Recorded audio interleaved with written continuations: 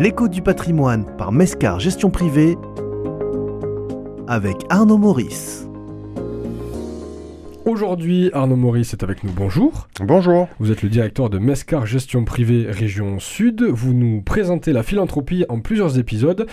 Vous nous partagez votre éclairage d'expert quant à la mise en place d'un projet philanthropique dans une stratégie patrimoniale. Alors, première question aujourd'hui, quelles sont les questions concrètes à se poser quand on souhaite développer son propre projet philanthropique ? Bon, il y en a de très nombreuses questions en fait à se poser en amont du projet philanthropique, pardon. Et avant tout, il faut vraiment prendre le temps de réfléchir, seul ou en famille, sur le projet philanthropique et l'envergure que l'on souhaite lui donner. Alors, il va y avoir plusieurs stades de questionnement. Je vais essayer d'en lister les principales. On peut déjà effectivement se poser la question, bien évidemment, c'est que veut-on faire au niveau de son projet ? Est-ce qu'on va avoir l'énergie pour le mener à bien ? En général, c'est une œuvre d'utilité générale qui va donc impliquer que l'on y passe énormément de temps. En amont, vérifier qu'est-ce qui existe déjà. Est-ce que mon projet est déjà développé par d'autres structures philanthropiques ? Si c'est le cas, puis-je m'associer avec ces structures en place ? Puis-je la compléter ? Donc veiller à ces points-là. Autre point important, avec qui réaliser ce projet philanthropique ? Est-ce que je m'appuie sur ma famille ? Est-ce que je m'appuie sur mes petits-enfants, mes enfants ?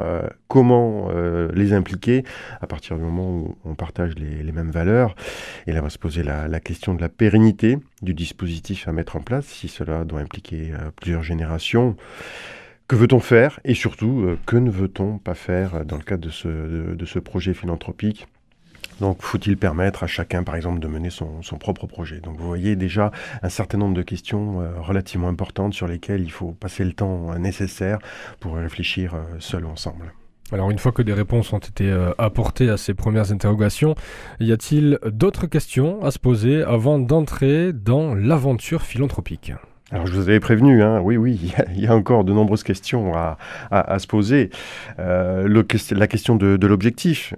Est-ce que mon projet philanthropique doit servir à transmettre une histoire familiale qui peut là aussi venir de plusieurs générations ou des valeurs ?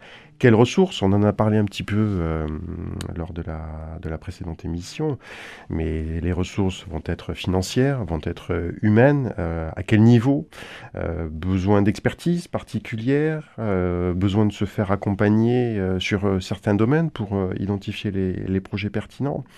Donc voilà, le sujet des ressources est fondamental. Le sujet des domaines aussi sur lesquels on va pouvoir agir. Quels vont être les bénéficiaires de mon œuvre philanthropique ? Quels bénéfices en retirer ? Alors attention, quand je parle de bénéfices, n'oublions pas que ce sont des organismes sans but lucratif, donc je ne parle pas de bénéfices financiers. Et l'idée de fond, en fait, c'est par rapport à quelle situation ou par rapport à quel besoin on souhaite apporter une réponse et une solution. Et après, il va bien falloir mesurer l'impact de notre œuvre et les résultats. Donc, quels sont les indicateurs de résultats que je vais pouvoir mettre en place ? Si je dois donner quelques exemples, on pourra peut-être réfléchir au nombre de personnes réinsérées, l'amélioration de résultats scolaires pour les enfants, l'amélioration de traitement de certaines pathologies. Et là, vous comprenez qu'à travers ces quelques exemples, on touche le social, on va toucher l'éducation pour les enfants, quel que soit l'âge. Ça peut être la petite enfance, comme on le traite par exemple chez Mescar Gestion Privée. Ça peut être aussi la santé au niveau des pathologies à améliorer. Alors beaucoup de questions, des sujets compliqués. Comment et pourquoi se faire accompagner ? Alors autant le volet question que l'on vient de voir est une approche extrêmement personnelle, autant après le volet structuration nécessite de vraiment bien se faire accompagner. La structuration effectivement du patrimoine personnel, familial, pour une bonne organisation des opérations en amont de la création de la structure peut être très intéressant. L'idée, au final, c'est en travaillant bien sur la structuration, c'est de donner mieux, et de donner plus. Voilà, ce sont vraiment les points importants dont bénéficieront à la fois celui qui a créé la structure philanthropique et puis bien évidemment les bénéficiaires.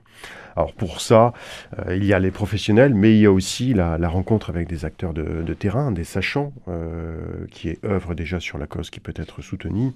Donc l'idée, ça va être d'essayer de créer des réseaux, de bénéficier d'expériences d'autres fondateurs, d'échanger avec eux et aussi de se renseigner auprès de ce qu'on appelle des fondations abritantes, comme par exemple la Fondation de France, dont on a eu l'occasion de parler il y a de cela quelques émissions.